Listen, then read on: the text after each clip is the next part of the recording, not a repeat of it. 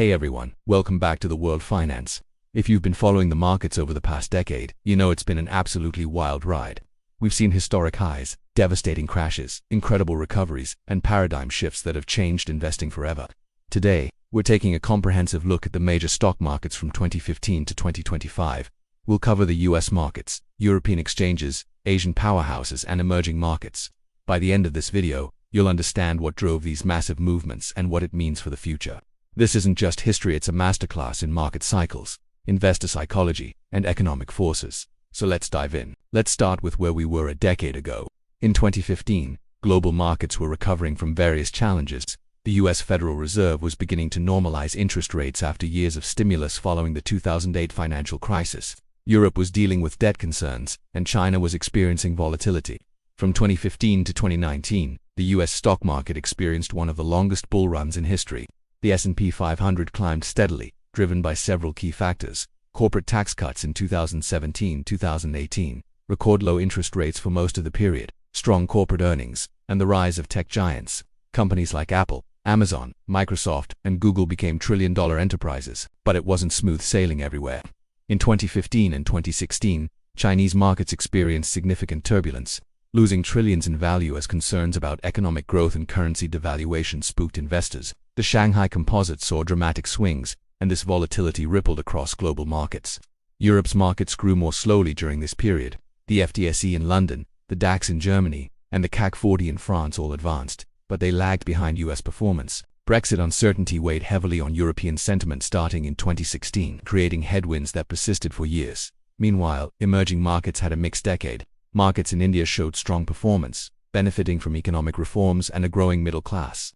Brazil and Russia experienced more volatility, tied closely to commodity prices and political uncertainty. By late 2019, US markets were hitting all-time highs. Then came 2020 and everything changed overnight. In February and March 2020, global markets experienced one of the fastest and most severe crashes in history. The COVID-19 pandemic triggered a synchronized global sell-off as countries locked down economies. Businesses shuttered, and uncertainty reached extreme levels. The speed of the decline was breathtaking.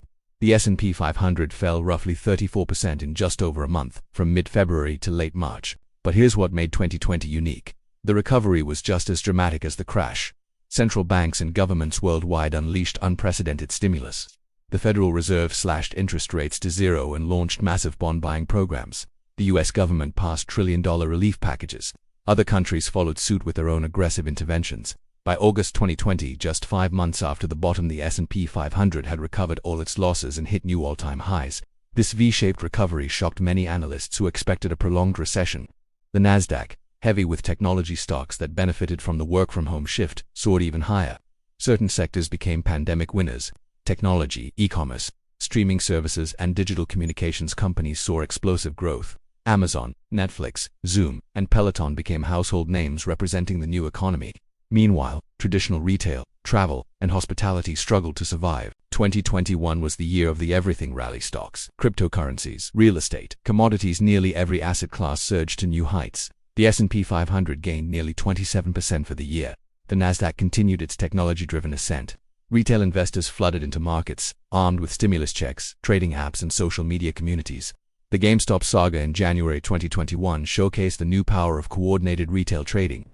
Meme stocks, special purpose acquisition companies or SPACs, and cryptocurrency fever dominated headlines. Electric vehicle companies and green energy stocks soared on optimism about the energy transition. Companies that were barely profitable or not profitable at all commanded massive valuations based purely on future growth potential. This was also when the term TINA became popular. There is no alternative. With interest rates at zero and bonds offering minimal returns, investors felt they had no choice but to pour money into stocks, regardless of valuation. But warning signs were emerging. Inflation, which had been dormant for years, started rising. Supply chain disruptions persisted longer than expected. Labor shortages drove wages higher. Yet markets kept climbing, with the S&P 500 hitting 70 all-time highs during 2021. Emerging markets had a different experience. China cracked down on its tech sector, wiping out hundreds of billions in value. Regulatory actions against companies like Alibaba and Didi sent shockwaves through Chinese markets. India's markets performed well, but many other emerging economies struggled with pandemic recovery. If 2021 was euphoria, 2022 was the hangover. The year began with central banks acknowledging that inflation wasn't transitory as they'd claimed. The Federal Reserve began aggressively raising interest rates, the fastest hiking cycle in decades. From near zero, rates climbed to over 5% within 18 months.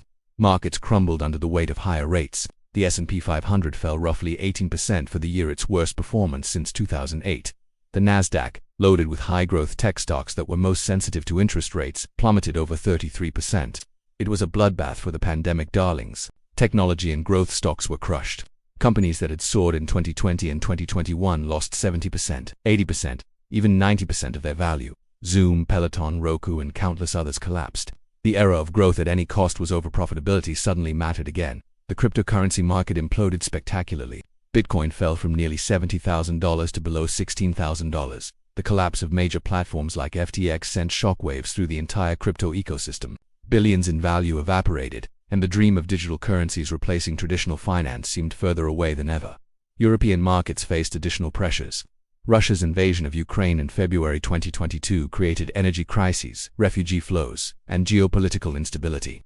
European stocks fell sharply as gas prices soared and recession fears intensified. Bonds provided no safety either. In a rare occurrence, both stocks and bonds fell simultaneously. The traditional 60/40 portfolio had one of its worst years on record. There was nowhere to hide. By October 2022, markets had hit their lows. The S&P 500 was down about 25% from its peak, and investor sentiment was at multi-year lows. Many predicted years of struggle ahead, but markets proved resilient once again. 2023 brought an unexpected rally, driven primarily by artificial intelligence excitement. The launch of ChatGPT in late 2022 sparked a frenzy around AI technologies. Companies with any connection to AI saw their stocks soar. Nvidia became the poster child of the AI boom, with its stock price multiplying several times over as demand for AI chips exploded. The Magnificent Seven: Apple, Microsoft, Alphabet, Amazon, Nvidia, and Tesla drove the majority of market gains.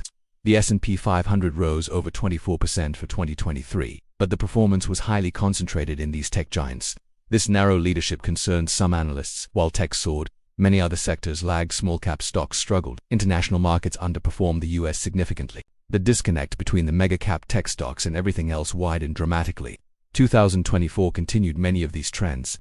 Markets remained resilient despite persistent inflation, geopolitical tensions, and concerns about commercial real estate. The Federal Reserve eventually began cutting rates in late 2024, providing relief. Markets climbed to new highs, with the S&P 500 gaining another solid double-digit return. Emerging markets showed divergence. India's market performance was particularly strong, becoming one of the world's best-performing major markets as its economy expanded rapidly. China struggled with property sector issues and slower growth, causing its markets to underperform. Japan's market showed surprising strength after decades of stagnation, rising significantly as corporate reforms took hold. So where do we stand today in 2025? U.S. markets remain near all-time highs, though valuations are elevated by historical standards. The AI theme continues to drive technology stocks, though questions about actual profitability from AI investments are growing. Market breadth has improved somewhat, with more sectors participating in gains. European markets have recovered but remain below their pre-pandemic peaks in many cases. Structural challenges around energy, competitiveness, and demographics weigh on long-term growth prospects. Asian markets present a mixed picture. Japan's continued strength surprises many observers. China faces headwinds but remains too important to ignore. India's growth story attracts increasing international investment. Interest rates have normalized to more historical levels, around 4 to 5% in the US. This creates competition for stocks from bonds for the first time in over a decade. The free money era is definitively over. What can we learn from this decade of market drama? First, volatility is inevitable. The fastest crash and one of the quickest recoveries both happened in the same year. Markets can change direction faster than most people think possible. Second, central bank policy matters enormously. The unprecedented stimulus of 2022-2021 and the aggressive tightening of 2022 to 2023 drove massive market swings.